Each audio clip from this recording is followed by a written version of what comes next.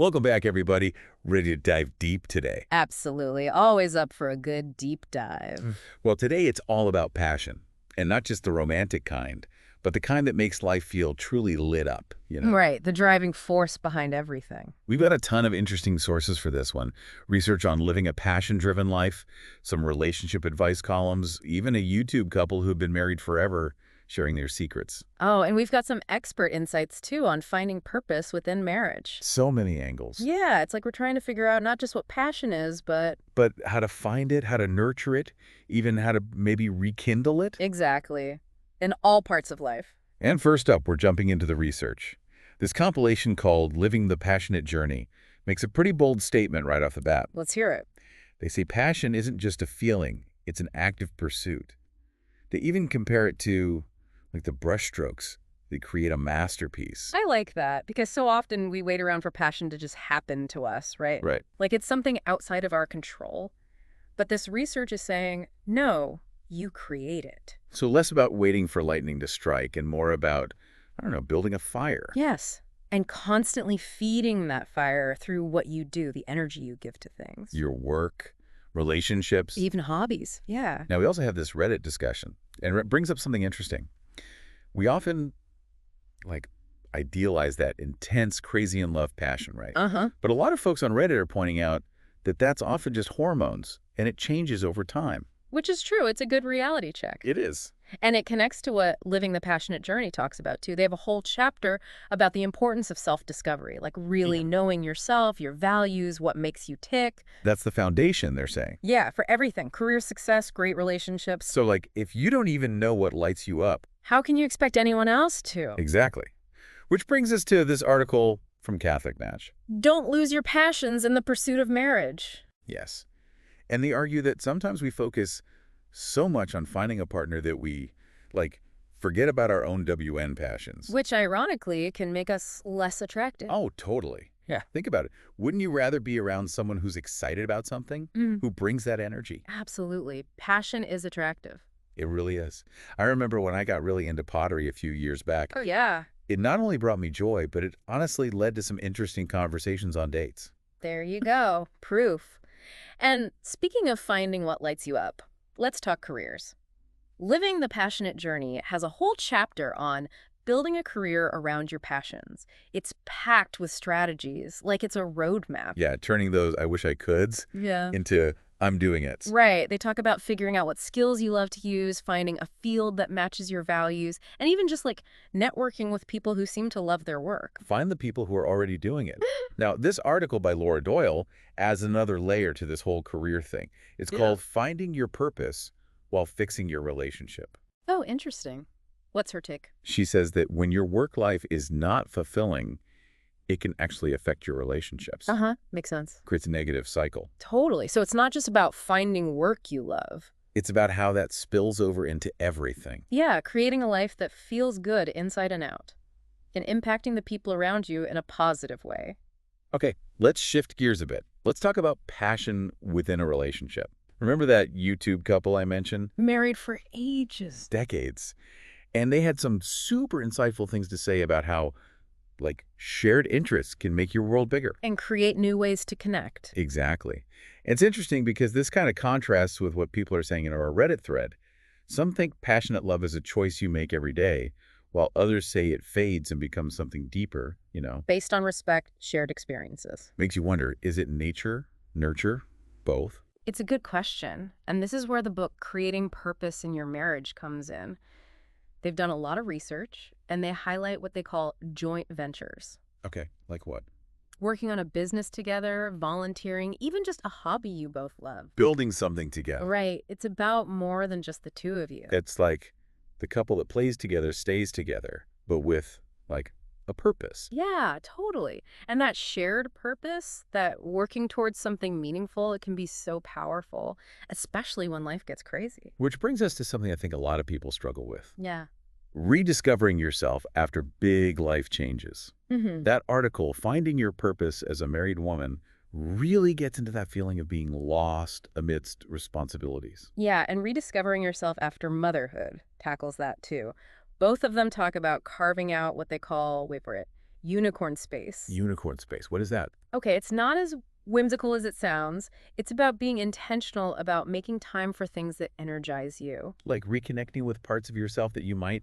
Set aside. Yeah. And the point they make is that's not selfish. In fact, it can make your relationships stronger. Because when you're fulfilled... You bring more to everything else. Love that. Okay, so we've talked about finding your own passions, but what about keeping the spark alive in a relationship? Right. The secret of every passionate marriage has a pretty straightforward perspective. They say passion follows investment. If you're putting energy into something, whether it's work, kids, anything, that's where your passion will be. So the key is? Consciously putting some of that energy back into your marriage. Like a bank account. Yeah. You've got to make deposits. Exactly. And remember that YouTube couple? They talked about not letting small annoyances build up and instead using those moments to, like, practice forgiveness. Oh, yeah. Their holes and ladders game. It's Yeah. about realizing that relationships have ups and downs, but as long as you're committed to working through them together. you'll get to where you're going. Ex I'm seeing a theme here, and maybe it's obvious, but this whole passion thing in our own lives, A&D in our relationship, It's about showing up, being present, putting in the work. even when it's hard. Even then. And those transitions in life, like becoming a spouse, a parent. They can be tough. Remember, finding your purpose as a married woman. The risk of losing yourself in all those new roles. In both that article and Rediscovering Yourself After Motherhood, they stress unicorn space so much. Because it's important. It's about remembering what makes you you outside of all the other hats you wear. And that's not selfish, it's... Essential. You Yeah. can't pour from an empty cup, right? Exactly. It really is. And I think that's where the real beauty of a long-term relationship lies. Not about like nonstop fireworks, Right. but more about appreciating those embers, that deeper warmth. Okay, I love that. Yeah. But how do we keep those embers from, I don't know, burning out completely? Well, it goes back to that idea, passion follows investor. Like those deposits.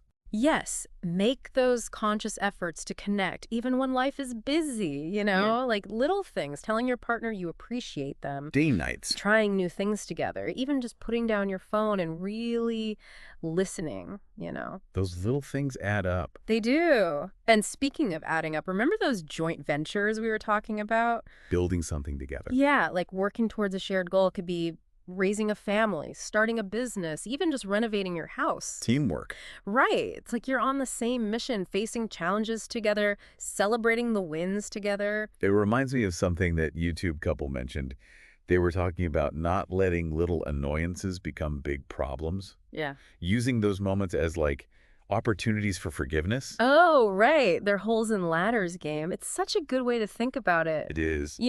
Every relationship has those times when things are easy and times when it feels like you're, fighting the current. But As long as you're both committed to navigating those waters together. you'll get there. So I'm hearing this idea that whether it's our own lives or our relationships, this whole passion thing comes down to Willingness show up, to be present, to put in the work. even when it's not fun. Especially then. Yeah. And those big transitions like becoming a spouse, becoming a parent. So much change. Remember that article, Finding Your Purpose as a Married Woman? Yeah. That whole thing about the risk of losing yourself in those new roles. And both that article and Rediscovering Yourself After Motherhood really emphasize carving out that unicorn space. So important. It is. Because it's about remembering who you are, separate from all the other things you do. Outside of all the hats we wear. Exactly. And that's not being selfish. It's, It's essential. yes. Yeah. You can't give what you don't have, right? Totally. And that leads us to, I think, a really big misconception people have about this whole finding and keeping the spark thing. What do you think is the biggest one? I think for a lot of people, it's this idea that passion should just be there, especially at the start of a relationship. Oh, yeah. Like it should be effortless and it should never end. Uh-huh. And if it's not like that, then something must be wrong. I hear that a lot. It's like, we're expecting this constant fireworks show. Right. And then, when the fireworks fade, which they always do, People freak out. they think, oh no, this relationship's over. But it's interesting, almost all our sources today, the research, that YouTube couple, even people on Reddit, They're all saying something different. they're saying that lasting passion in anything, whether it's love, work, hobbies, It's something you have to cultivate. it's not passive. You don't wait for it to happen. You make choices. You put in the effort. You keep showing up. Even when. Even when the initial excitement dies down. It's that passion follows investment idea again, right? Exactly. And to me, that's actually empowering. How so? Because it means we're not just like victims of fate. We have a say. We have choices. We can shape our lives to fit our passions. But There's a but. it also means we have to take responsibility, right? We can't just sit around waiting. No. We have to put in the time, the energy, the work to nurture the things that matter to us. It's like, I don't know, tending a garden. You don't just plant a seed and walk away. That's a good one. You have to water it, weed it, protect it. You create the right conditions for it to grow. And with passion, it's similar. It's not always these big sweeping changes. It's the little things. Yes, the everyday stuff. Telling your partner you appreciate them. Taking 10 minutes to meditate. Sticking with that creative project even when you're tired. It all adds up. It does. It's about recognizing that passion isn't a destination. It's A journey. yes, Yeah. a journey of figuring out what lights you up and then Weaving it into your life. beautifully said. And instead of asking, where's my passion? Maybe we should ask, What am I doing to create it? I like that. Okay. And building on that, I'd say to everyone listening, what's one small step you can take today to move closer to that? To the life that feels right, that fits your values, your dreams. Passion doesn't just happen to us. We create it. It's a choice. We choose to invest in ourselves, our relationships, the things that bring us joy and purpose. Absolutely. And on that note, we'll leave you with those thoughts. Thanks for joining us for another deep dive. Thank you for tuning into today's episode. If you found this conversation helpful or relatable, don't forget to hit the like button and share it with others who might benefit from it. I'd love to hear your thoughts, so drop a comment below and let's keep the conversation going. If you haven't already, make sure to subscribe to the channel and turn on the notification bell so you never miss an update. Your support means a lot, and it helps us bring more valuable content just for you. See you in the next episode.